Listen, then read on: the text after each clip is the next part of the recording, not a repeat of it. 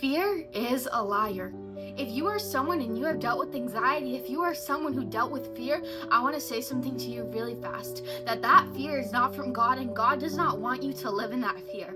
That fear is from the enemy because he tries to hinder you. He tries to stop you. How free would your life be? What would you do with your life if you didn't deal with fear?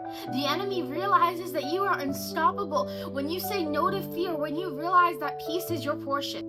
I think of the story in Matthew where Jesus is calling Peter out into the water, and when Peter has his eyes fixed on Jesus, he was doing fine, but what happened? He started looking to the right and to the left. He fixed his eyes off of Jesus and he allowed fear to come in.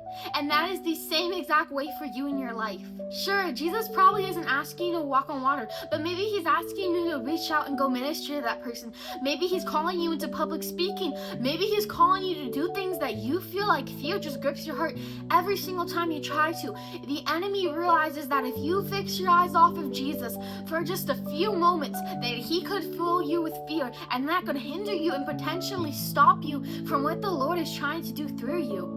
So what I wanted to just tell you is be free from fear. Start rebuking it. Realize that that is not my portion. Say, enemy, no. If you have never prayed, if you don't have a prayer life, if you feel like you're new with the Christ, if you just got saved, you can know that fear is not my portion. Peace is my portion. Love is my portion. And you can go before the Lord every single time you're dealing with anxiety saying, I thank you, Jesus, that you paid the price so that I wouldn't have to. I love you guys all so much. And just remember that fear is a liar. The enemy would love to hinder you and stop you by binding your heart with fear.